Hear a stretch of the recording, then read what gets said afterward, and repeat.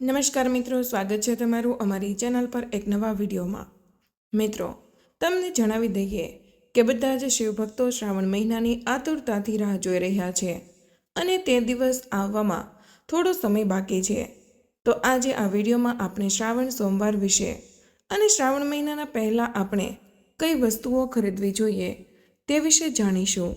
તો વિડીયોને અંત સુધી જોતા રહો અને આખો વિડીયો જોજો। મિત્રો, તમને જણાવી દઈએ કે જે શિવ ભક્તો ધીરજ રાખે છે, કેટલાક લોકો આખા શ્રાવણ માસ ઉપવાસ રાખે છે, પરંતુ શક્ય હોય તેટલા, જે કોઈ સક્ષમ હોય તેટલા લોકો ભગવાનની પૂજા કરે છે અને ઉપવાસ રાખે છે।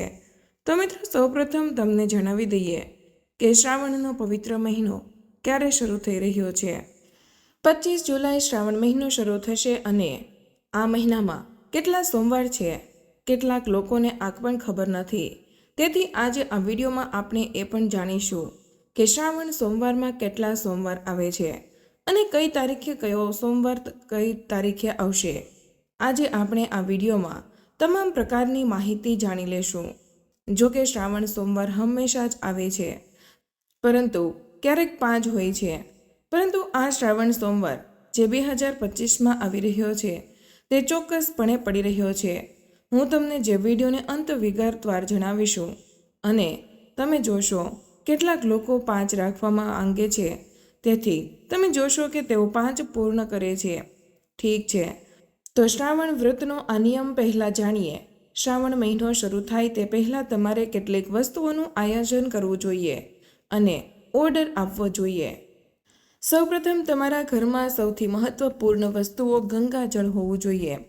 શ્રાવણ મહિનામાં ઘરમાં ગંગાજળ હોવું ખૂબ જ મહત્વપૂર્ણ છે, કારણ કે તેના વિના જો ગંગાજળ વિના પૂજા પૂર્ણ ન થાય તો તમારે ગંગાજળ મેળવીને તેને અગાઉથી રાખવું જોઈએ। અને જો તમારા ઘરમાં પહેલેથી હોય તો ખૂબ જ સારું છે। તમારે ગંગાજળ તમારા ઘરમાં રાખવું જોઈએ, જેનાથી કોઈ ફરક પડતો નથી।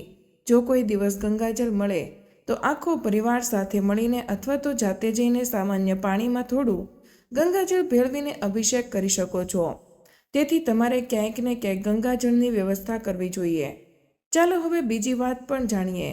બીજી વાત એ છે કે જો તમારા ઘરમાં ભગવાન શિવનો કોઈ ફોટો કે મૂર્તિ નથી તો તમારે તેને જરૂરથી ખરીદવી જોઈએ, અને જો તેને તમે બજારમાંથી નથી ખરીદતા તો તેને મંદિરમાંથી ખરીદવું જોઈએ। તે વસ્તુ સારું રહેશે।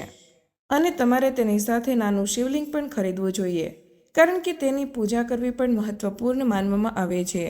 એવું કહેવાય છે કે શ્રાવણ મહિનામાં જો તમે શિવલિંગનો અભિષેક કરો છો તો તેઓ ફક્ત દૂધથી જ અભિષેક કરે છે। જો તમારી પાસે ઘરે દૂધ ન હોય તો જો તમે થોડા ગંગાજળમાંથી પણ અભિષેક કરો છો તો સમજો કે આ શિવ ભક્ત તમારાથી ખૂબ જ પ્રસન્ન છે અને હંમેશા તમને સુખ અને સમૃદ્ધિના આશીર્વાદ આપશે। નંબર 3, શ્રાવણ મહિના પહેલાં તમારે એક બીજી વસ્તુ ખરીદવી જોઈએ કે જે શ્રાવણ માસ ખૂબ જ મહત્વપૂર્ણ છે, ખાસ કરીને તે ભક્તો માટે જે ઉપવાસ રાખે છે।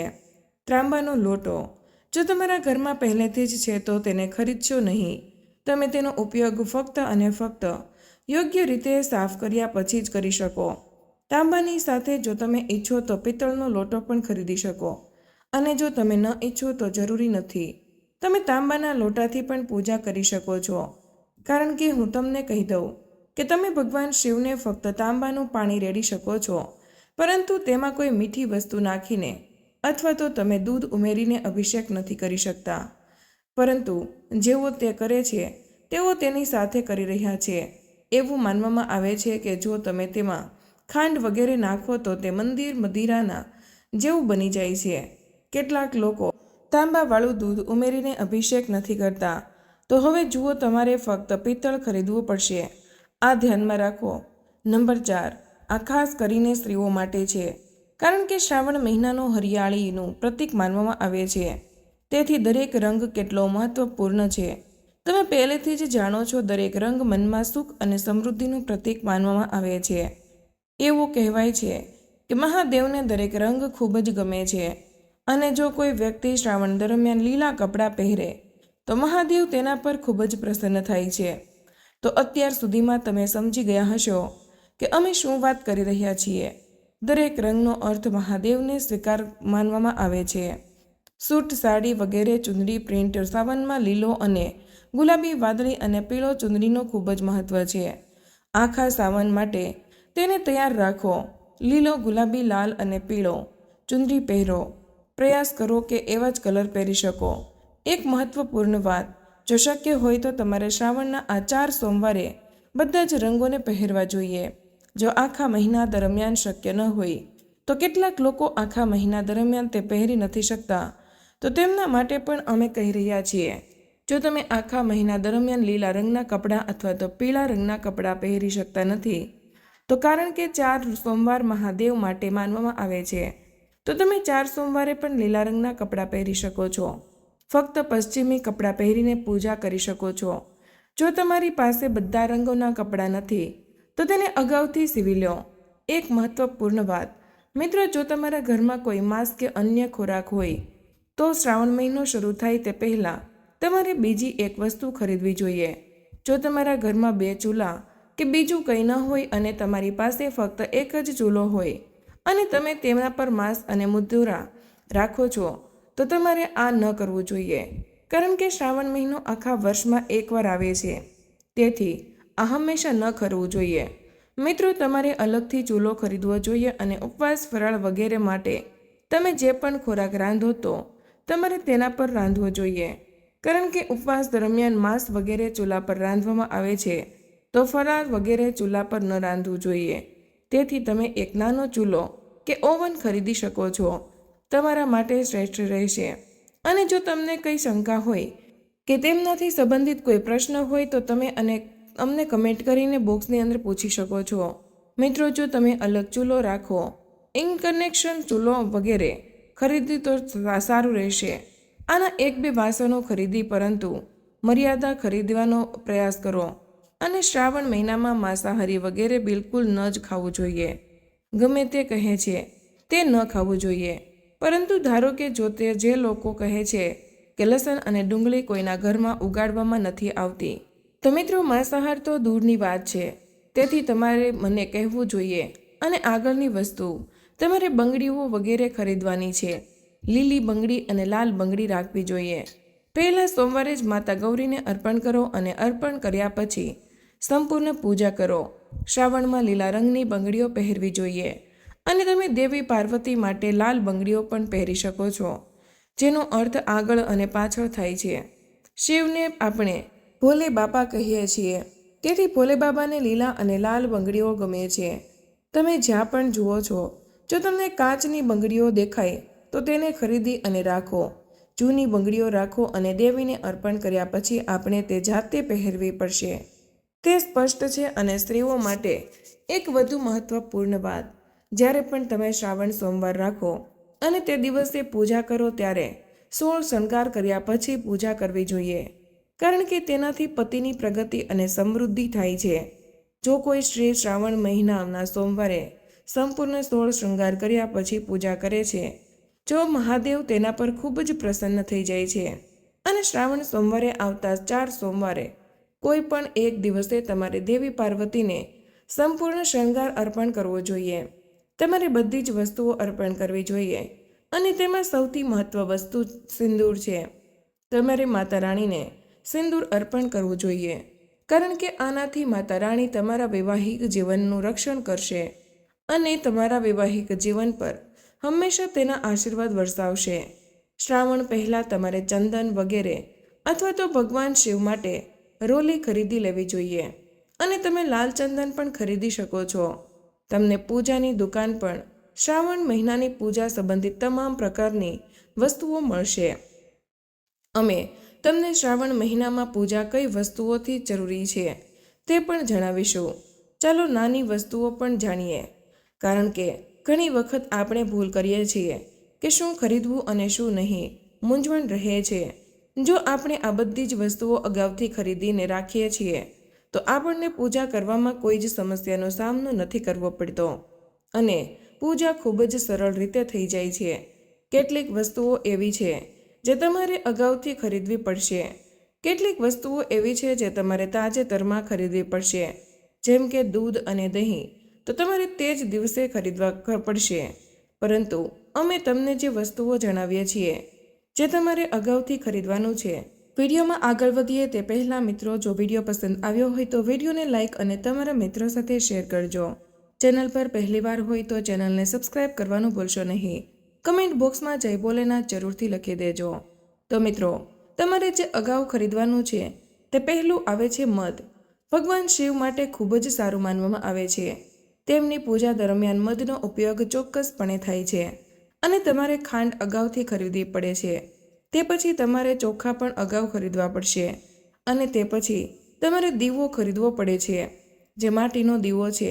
અને બીજી મહત્વપૂર્ણ વસ્તુ એ છે કે સફેદ રંગનો કાલવો, તેને મિત્રો છાનુક પણ કહેવામાં આવે છે, જે મિત્રો વસ્ત્રના રૂપમાં તેમને ચડાવવામાં આવે છે। જેમ કે અમે તમને કહ્યું કે વિડીયોની શરૂઆતમાં કહેવામાં આવ્યું હતું કે 2025માં કેટલા શ્રાવણ સોમવાર અને કઈ તારીખે આવી રહ્યા છે। તો ચાલો મિત્રો, આપણે જાણી લઈએ કેટલા શ્રાવણ સોમવાર અને કઈ તારીખે આવી રહ્યા છે। તેથી તમને વિડીયોમાં પહેલેથી જ કહ્યું છે કે શ્રાવણ મહિનો 25 જુલાઈથી શરૂ થઈ રહ્યો છે, પરંતુ પશ્ચિમી દેશોમાં 11 જુલાઈથી શરૂ થઈ રહ્યો છે। એટલે કે જે દિવસે તે શરૂ થઈ રહ્યો છે તે દિવસે શુક્રવાર છે અને શ્રાવણ મહિનો 20 ઓગસ્ટ 2025 શનિવારના રોજે સમાપ્ત થઈ રહ્યો છે। અહીં શ્રાવણ સોમવારના ઉપવાસ માનવામાં આવી રહ્યા છે અને શ્રાવણ સોમવાર ઉપવાસની તારીખ તેને નીચે મુજબ છે। પહેલા શ્રાવણ સોમવાર 14 જુલાઈ 2025ના રોજે પડશે અને બીજું વ્રત સોમવાર 21 જુલાઈ 2025ના રોજે છે। ત્રીજો સોમવાર વ્રત 28 જુલાઈ 2025ના રોજે, જ્યારે ચોથો શ્રાવણ સોમવાર 4 ઓગસ્ટ 2025ના રોજ આવશે। ચોથો શ્રાવણ સોમવાર આવશે। તો મિત્રો, આ શ્રાવણ સોમવાર સંબંધિત માહિતી હતી જે અમે તમને જણાવી હતી। જ્યારે તમારે જાણવું જોઈએ કે દક્ષિણ ભારતના કેટલાક રાજ્યો જેમ કે આંધ્રપ્રદેશ, તેલંગાણા, ગોવા, મહારાષ્ટ્ર, ગુજરાત, કર્ણાટક, તમિલનાડુમાં શ્રાવણ ક્યારે શરૂ થઈ રહ્યો છે, તો ત્યાં શ્રાવણ શુક્રવાર 2025માં 25 જુલાઈએ શરૂ થઈ રહ્યો છે અને શ્રાવણ શનિવાર 23 ઓગસ્ટ 2025ના રોજે સમાપ્ત થઈ રહ્યો છે। અને અહીં શ્રાવણ સોમવારના 4 ઉપવાસ અને 4 ઉપવાસની તારીખો નીચે મુજબ છે। શ્રાવણનો પહેલો સોમવાર ઉપવાસ 28 જુલાઈ 2025ના રોજ પડશે અને બીજો શ્રાવણ સોમવારનો ઉપવાસ 4 ઓગસ્ટ 2025ના રોજે પડશે। ત્રીજો શ્રાવણ સોમવાર ઉપવાસ 11 ઓગસ્ટ 2025ના રોજે પડશે। શ્રાવણ સોમવારનો ચોથો મિત્રો સોમવારનો ઉપવાસ 18 ઓગસ્ટ 2025ના રોજે પડશે। મિત્રો, તેથી ફક્ત એક જ ઉપવાસ દક્ષિણ ભારત માટે સંબંધિત છે। શ્રાવણ સોમવાર સંબંધિત માહિતી મિત્રો, વિડીયોમાં અંતમાં હવે આપણે મહિનામાં અમે તમને એક એવો ઉપાય પણ જણાવી છીએ, જો તમે કરો છો તો સમજો કે તમે બધા જ 33 કરોડ દેવી દેવતાઓને પ્રસન્ન કર્યા છે। શ્રાવણ મહિનામાં આવતા 4 સોમવારે તમારે માતા ગાયને એક એવી વસ્તુ ખવડાવી દેવી જોઈએ કે માતા ગાયને લગતી આ માહિતી તમને કોઈ જ નહીં કહી શકે। તો મિત્રો, તે 4 સોમવારે જે માતાઓ સવારે રોટલી બનાવે છે તે માતાઓ અને બહેનો સોમવાર પડે તે દિવસે માતા ગાય માટે એક રોટલી બનાવીને તેના પર થોડી હળદર અને થોડો ગોળ નાખીને ગાય માતાને ખવડાવવી। આનાથી તમને આખા શ્રાવણ સોમવારનું ફળ મળી જશે અને તે જ સમયે ભગવાન શિવ હંમેશા તેમના પર આશીર્વાદ આપશે અને પરિણીત સ્ત્રીઓ અને હંમેશા ભાગ્યશાળી સ્ત્રીઓને પણ આશીર્વાદ આપતા રહેશે અને તેમના પતિના જીવનમાં આવતી બધી જ અવરોધોને, આર્થિક સંકટ દેવાને કારણે થતી મુશ્કેલીઓ પણ દૂર થઈ જશે। તેથી બધી જ માતાઓ અને બહેનોને આ ઉપાય અવશ્ય કરવો જોઈએ। તમને આના સંપૂર્ણ પરિણામ મળવા લાગશે। શ્રાવણ મહિનાને લગતી આ માહિતી તમને કેવી લાગી તે મિત્રો કમેન્ટ બોક્સમાં જરૂર જણાવજો। તો મિત્રો, આજનો વિડીયો અહીં પૂર્ણ કરીએ છીએ। આજની આ માહિતી તમને કેવી લાગી અને આ વિડીયો તમે કયા શહેરમાંથી સાંભળી રહ્યા છો તે કમેન્ટમાં જરૂર જણાવજો। વિડીયો પસંદ આવ્યો હોય તો વિડીયોને લાઇક અને તમારા મિત્રો સાથે શેર કરજો। ચેનલ પર નવા હોય તો ચેનલને સબસ્ક્રાઇબ કરવાનું ભૂલશો નહીં। મળીએ એક નવા વિડીયોમાં। ત્યાં સુધી બધાને જય શ્રી કૃષ્ણ, જય ભોલેનાથ, ધન્યવાદ।